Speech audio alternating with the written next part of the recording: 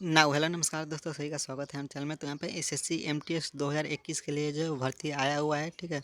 और इसके लिए आज जो हम जीके के कुछ इंपॉर्टेंट क्वेश्चंस करेंगे, ठीक है, जो आपके एग्जाम के लिए बहुत ज़्यादा इंपॉर्टेंट रहेंगे, क्योंकि आपसे जो एसएससी एमटीएस के अंदर जीके से टोटल 25 क्वेश्चन पूछा जाएगा और 25 नंबर के होंगे। तो बहुत इंपॉर्टेंट सेक्शन है आप सभी के लिए जीके। 100 क्वेश्चन में से आपको 25 क्वेश्चन देखने को मिलेंगे सिर्फ और सिर्फ जीके से, जिसमें आप जो टाइम भी काफ़ी ज़्यादा अपना सेव कर सकते हो, ठीक है।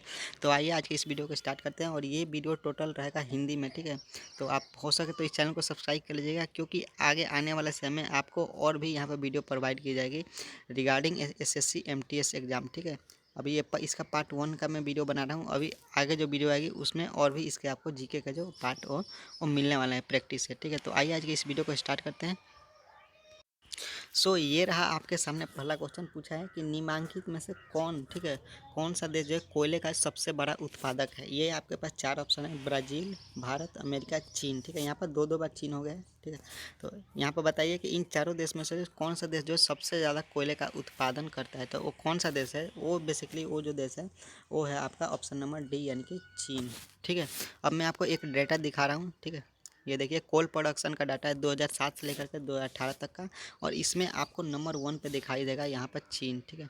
और देखिए चीन टोटल जो है 2018 की मैं बात करूँ तो चीन ने 2018 में टोटल जो है वो 3,523 मिलियन टन जो है वो कोल का प्रोडक्शन किया था, सिर्फ चाइना ने, ठीक है। अगर आप इन सभी देशों को मिला दो फिर भी उतना उतना नहीं होता जितना कि चाइना ने यहाँ पर सिर्फ जो जो 2018 में जो कोल का प्रोडक्शन किया था, ठीक है। और नंबर 2 पे इंडिया है 716 मिलियन टन, ठीक है। लेकिन डिफरेंस देखो, बहुत ही ज़्यादा डिफरेंस है, ठीक है। कारण यही है कि यहाँ पर चाइना में आपको ज़्यादा कल कारखाने मिलेंगे और वहाँ पर इसका जो इंडस्ट्री ज़्यादा है, तो इसका भी यूज जो है वो बहुत ज़्यादा होता है, ठीक है। चलिए, अब अगला क्वेश्चन है, अगले क्वेश्चन की तरफ बढ़ते हैं।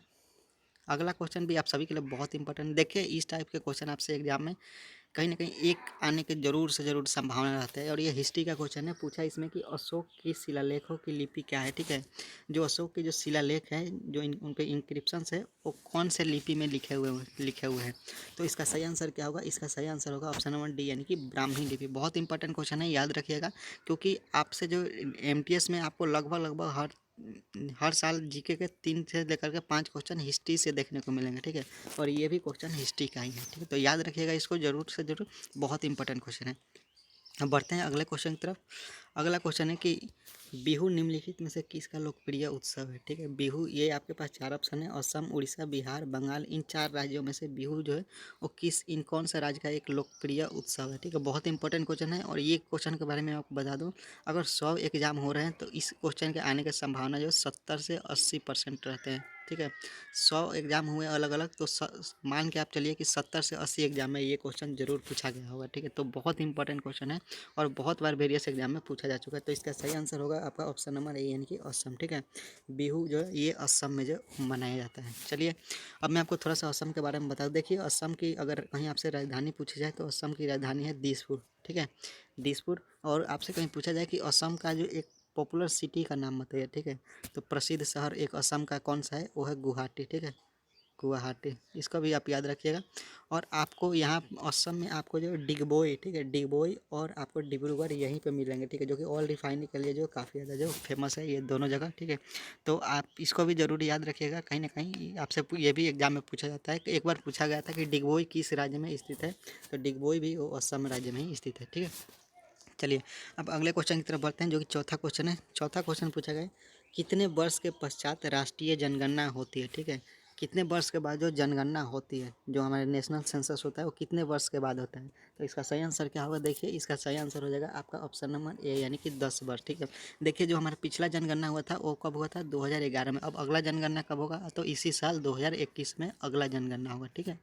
तो और जनगणना आप याद रखिएगा, हर 10 साल बाद जो है वो जनगणना होता है, ठीक है। और इसके बारे में मैं आपको थोड़ा सा एक ओवरव्यू देना चाहूँगा। अगर कहीं पूछा जाए कि जनगणना 2011 के हिसाब से सबसे जो है वो जनसंख्या वाला राज्य कौन सा है, तो वो है यूपी, ठीक है। उस समय अगर यूपी की पॉपुलेशन ऑलमोस्ट आपको 19 करोड़ मिलेगी। और सबसे जो है वो गरीब राज्य कौन सा है, ठीक है, गरीब राज्य बेसिकली वो है आपका बिहार, ठीक है। और कहीं पूछा जाए कि सबसे कम पढ़ा लिखा है, ठीक है, जिसका जो साक्षरता दर सबसे कम हो वो कौन सा राज्य है, तो वो भी बिहार ही है। और पूछा जाए कि सबसे ज़्यादा साक्षरता दर वाला राज्य कौन सा है, ठीक है, तो वो था आपका केरला, ठीक है। तो इसको याद रखिएगा, ये क्वेश्चन आपसे कहीं ना कहीं हर एग्जाम में एक ना एक बार पूछ लिया जाता है, ठीक है। नेशनल आपका जो जो हमारे जनगणना होता है, ठीक है, उससे। चलिए अब अगला क्वेश्चन की तरफ बढ़ते हैं। अगला क्वेश्चन भी देखिए बहुत इंपॉर्टेंट है। पूछा गया है कि काजीरंगा राष्ट्रीय पार्क कहाँ पर स्थित है। जो काजीरंगा नेशनल पार्क है ये कहाँ पर स्थित है, तो इसका सही आंसर क्या होगा, इसका सही आंसर होगा ऑप्शन नंबर सी यानी कि असम में, ठीक है। और ये जो पार्क है ये राइनोसारस जो राइनोसरस है उनके लिए काफ़ी ज़्यादा फेमस है। और काजीरंगा नेशनल पार्क भी आपको मिलेगा कहाँ पे, असम में। ये क्वेश्चन बहुत बार इंपॉर्टेंट है। अगर मान लीजिए 100 अलग अलग यहाँ पे एग्जाम हो रहे हैं, ठीक है, तो इस क्वेश्चन के आने की संभावना 80 से लेकर के 85% रहती है कि 100 एग्जाम अगर हो तो उसमें 80 से 85 बार ये जो क्वेश्चन जरूर से ज़रूर पूछा गया हो, ठीक है। चलिए अब अगला क्वेश्चन की बात करते हैं, जो कि छठा क्वेश्चन है कि हिंदी किस लिपि में लिखी गई है, ठीक है। जो हमारा हिंदी भाषा है ये किस लिपि में लिखी गई है, ठीक है। लिपि का मतलब लिपि यानी कि स्क्रिप्ट, कौन से स्क्रिप्ट में लिखा हुआ है, पर्शियन, रोमन, ठीक है, या फिर देवनागरी या फिर पाली। तो इसका सही आंसर क्या होगा, इसका सही आंसर होगा ऑप्शन नंबर सी यानी कि देवनागरी, ठीक है। बहुत बेसिक क्वेश्चन है, इसको याद रखिएगा, लेकिन एग्जाम में कहीं ना कहीं ये क्वेश्चन पूछा जा सकता है। चलिए अब ये देखिए, ये बहुत इंपॉर्टेंट क्वेश्चन है क्योंकि इस समय देश में जो वो किसान आंदोलन चल रहा है, ठीक है। और हो सकता है ये आपसे क्वेश्चन करंट अफेयर के अंदर भी पूछा जा सकता है, ठीक है। पूछा है कि किसान दिवस कब मनाया जाता है, तो किसान दिवस कब मनाया जाता है, इसका सही आंसर होगा ऑप्शन नंबर ए यानी कि 23 दिसंबर को जो फार्मर डे मनाया जाता है, ठीक है। चलिए अब अगले क्वेश्चन की तरफ बढ़ते हैं। अगला क्वेश्चन देखिए, आपने कभी ना कभी अपने लाइफ में जो OMR शीट पर जो वो ज़रूर कभी ना कभी कुछ ना कुछ वो डाला होगा, ठीक है। चाहे आप जो कॉलेज का फॉर्म फिलअप करने जाओ उसमें भी आपने OMR फॉर्म फिलअप किया होगा, या फिर आप कॉलेज या फिर स्कूल का एग्ज़ाम देने जाओ उसमें भी आपको OMR फॉर्म फिलअप करना पड़ता है। या फिर आप किसी किसी भी आप जो गवर्नमेंट का एग्ज़ाम जो कंपटीशन एग्ज़ाम उसमें भी आपको OMR जो फॉर्म जो वो फिलअप करना ही पड़ता है, ठीक है। उसमें आपको जो 4 ऑप्शन ऐसे ऐसे दे दिया जाएगा, option number A B C D, ठीक है। और उसमें से जो सही होगा उसको आपको यहाँ पर ऐसे कलर कर देना होता है, ठीक है, ठीक है। तो इस आपको पूछा है कि OMR का जो पूर्ण रूप क्या है, यानी कि इसका जो फुल फॉर्म क्या होता है OMR का, तो इसका सही आंसर क्या होगा। देखिए OMR का फुल फॉर्म होता है ऑप्टिकल मार्क रिकॉग्नाइजेशन, ठीक है, ऑप्टिकल मार्क रिकॉग्नाइजेशन। ये क्वेश्चन मैं आपको बताऊँ सुपर डुपर इंपॉर्टेंट है आपके MTS एग्जाम के लिए, और इसको आप ज़रूर से ज़रूर याद रखिएगा, ठीक है। बहुत सिंपल सा क्वेश्चन है, ठीक है, लेकिन कहीं ना कहीं आपसे जो फुल फ्रॉम से भी आपको एक क्वेश्चन जरूर देखने को मिल सकते हैं SSC MTS के एग्जाम में, ठीक है। हर बार कहीं ना कहीं एक क्वेश्चन पूछ ही लिया जाता है फुल फ्रॉम से। अब ये देखिए, ये आपका जो 9वां क्वेश्चन है, 9वां क्वेश्चन में पूछा गया है कि किसने कहा था तुम मुझे खून दो मैं तुम्हें आज़ादी दूंगा, ठीक है। ये बेसिकली किसका नारा है कि तुम मुझे खून दो मैं तुम्हें आज़ादी दूंगा। इसका सही आंसर क्या होगा, इसका सही आंसर होगा ऑप्शन नंबर डी यानी कि सुभाष चंद्र बोस, ठीक है।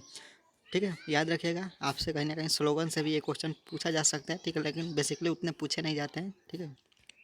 चलिए अब जो आखिरी क्वेश्चन है, आखिरी क्वेश्चन भी आप सभी के लिए बहुत ज़्यादा इंपॉर्टेंट है। पूछा है कि मुक्त विश्वविद्यालय यानी कि ओपन यूनिवर्सिटी की जो सर्वप्रथम कहाँ पर स्थापना हुई थी, ठीक है। तो जो ओपन यूनिवर्सिटी है इसका सबसे पहला जो स्थापना कहाँ पे हुआ था, तो वो कौन सा देश है, वो है आपका इंग्लैंड, ठीक है। इंग्लैंड में जो मुक्त विश्वविद्यालय है इसका जो सर्वप्रथम जो उद्घाटन यानी कि स्थापना इस्टेब्लिश वो जो कहाँ पर हुआ था, तो इंग्लैंड में, ठीक है। और ये कब हुआ था, देखिए ये हुआ था आपका 1971 में, ठीक है, 1971 में, ठीक है। और देखिए ओपन यूनिवर्सिटी क्या होता है मैं आपको बता देता हूँ। देखिए आप कहीं ना कहीं आप जो एक रेगुलर यूनिवर्सिटी में पढ़ने जाते होगे, ठीक है, जिसमें आपको जो डेली क्लास करने जाना होता है, ठीक है, आपको वहाँ पर अटेंडेंस जो मेंटेन करना पड़ता है। लेकिन ओपन यूनिवर्सिटी में ये सारी चीज़ नहीं होता है, ठीक है। ओपन यूनिवर्सिटी में आज सिंपली अपना जो नाम लिखवा लो और जब एग्ज़ाम पड़े, ठीक है, तभी जा कर के आप अपना एग्ज़ाम दे दो, ठीक है। आपको बुक अपने घर पे मिल जाएगी, ठीक है। आपको जो पढ़ना होता है खुद से ही पढ़ना होता है, ठीक है। आपको कॉलेज या फिर आपको अपना यूनिवर्सिटी जाने की जो और ज़रूरत नहीं होती है, सिर्फ और सिर्फ आपको अपना एग्ज़ाम देने जाना होता है, ठीक है। और ये ओपन यूनिवर्सिटी उनके लिए हेल्पफुल होता है जो कहीं जॉब कर रहे होते हैं, ठीक है, या फिर कई सारे लोगों के पास जो पैसे उतने नहीं होते हैं, ठीक है, कि अच्छे कॉलेज में पढ़ने के लिए, तो वो लोग भी यहाँ पे ओपन यूनिवर्सिटी में जाते हैं, ठीक है। तो ओपन याद रखिएगा, ओपन यूनिवर्सिटी का जो स्थापना सबसे पहले इंग्लैंड में हुआ था 1971 में। और मैं आपको बताऊँ इंडिया में भी एक जो दुनिया का जो सबसे बड़ा ओपन यूनिवर्सिटी है, और उसका नाम मैं आपको लिख देता हूँ, उसका नाम है इग्नू, ठीक है। इग्नू यानी कि Indira Gandhi national open university, ये जो है दुनिया का, ठीक है, दुनिया का सबसे बड़ा जो है मुक्त विश्वविद्यालय यानी कि ओपन यूनिवर्सिटी है। इससे अब तक जो वो 4 मिलियन, ठीक है, ध्यान रखिएगा, 4 मिलियन मिलियन स्टूडेंट जो वो इनरोल हो चुके हैं। 4 मिलियन यानी कि 40 लाख से भी ज़्यादा जो स्टूडेंट है वो इंदिरा गांधी यानी कि इग्नू से, ठीक है, इंदिरा गांधी नेशनल यूनिवर्सिटी यानी कि इग्नू से जो वो पढ़ चुके हैं, ठीक है, या फिर पढ़ रहे हैं। आज के लिए इस वीडियो में इतना ही, और कहूँगा आपने चैनल को सब्सक्राइब नहीं किया होगा तो लाल बटन को दबाकर चैनल को सब्सक्राइब कर लीजिएगा और बेल आइकन को प्रेस कर दीजिएगा, क्योंकि आने वाला समय में इसके अभी आपको और पार्ट मिलेंगे। और अभी जो अगला वीडियो आएगा उसमें मैं कोशिश करूँगा कि 15 से लेकर के 20 क्वेश्चन आप सभी के लिए डालूँ, ठीक है। तो बहुत इंपॉर्टेंट रहेगा, ज़रूर देखिएगा, ठीक है, वो भी वीडियो, और चैनल को जरूर से जरूर सब्सक्राइब कर लीजिएगा। और मैं आपको एक ओवरव्यू दे देता हूँ, ठीक है। कोयले का सबसे बड़ा उत्पादक देश है आपका चाइना, ठीक है। और देखिए अशोक के जो शिलालेख है ये लिखी गई है ब्राह्मणी लिपि में, ठीक है। और बिहू जो है ये असम का जो लोकप्रिय उत्सव है, और हर 10 साल के बाद जो जनगणना होती है, ठीक है। 2011 में पिछली बार हुआ था, अब 2021 में होगा, ठीक है, ठीक है। और उसके बाद देखिए काजीरंगा नेशनल पार्क आपको मिलेगा असम में। और हिंदी जो आपका हिंदी भाषा है ये जो देवनागरी लिपि के अंदर लिखी गई है, ठीक है। और किसान दिवस 23 दिसंबर को मनाया जाता है। OMR का फुल फॉर्म जरूर से याद रखिएगा, ऑप्टिकल मार्क रिकॉग्नाइजेशन, ठीक है। और किसने कहा था तुम मुझे खून दो मैं तुम्हें आज़ादी दूंगा, ये तो सुभाष चंद्र बोस ने, ठीक है, ये सुभाष चंद्र बोस का नारा है। और जो ओपन यूनिवर्सिटी की स्थापना सबसे प्रथम पहले कहाँ हुई थी, इंग्लैंड में, कब हुई थी, 1971 में। और दुनिया का सबसे बड़ा जो ओपन यूनिवर्सिटी कौन है, तो वो है इग्नू, ठीक है, Indira Gandhi national open university. आज के लिए इस वीडियो में इतना ही। Thanks for watching this video, God bless you all.